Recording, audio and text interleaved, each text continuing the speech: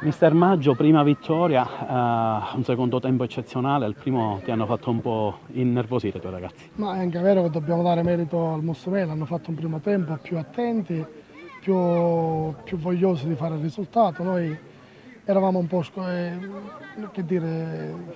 intimoriti, tesi, perché la posta in palio era alta. Poi i ragazzi si sono sciolti nel secondo tempo, sinceramente non c'è stata partita, e hanno dimostrato che sono ragazzi che possono fare benissimo l'eccellenza, e la soddisfazione più bella è quella che iniziano a dare dei frutti e delle soddisfazioni al mio pubblico. È appunto un Camarat che coglie i primi frutti, dei bei frutti, e devo dire che anche quando ha perso o ha pareggiato ha fatto sempre, è uscito sempre a testa alta, ha fatto sempre la sua bellissima figura. Ma io l'ho detto, il nostro scopo quest'anno era quello di intanto di dare visibilità al nostro paese, poi di lavorare molto sui giovani di Cammarata, che voglio sottolineare sono l'unica società in Sicilia che fa l'eccellenza con 15 ragazzi locali. Sono consapevole che posso andare in determinate scie di sconfitte, ma l'obiettivo, quello mio principale di mister Di Marco e della società, è di valorizzare i ragazzi. Noi siamo consapevoli che intanto daremo l'anima gara dopo gara, poi se sono più bravi è giusto che vincono, come ha fatto domenica in Licata.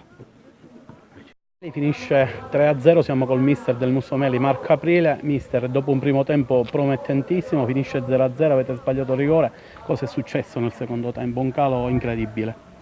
Ma Tonino, guarda, è un calo, è difficile trovare sempre le parole, mi verrebbe di dire non parole belle, parolacce, perché obiettivamente dopo le prime 3 partite si potevano dare delle colpe un pochino più pesanti a qualche ragazzo. Dico, onestamente la partita di oggi tu l'hai vista.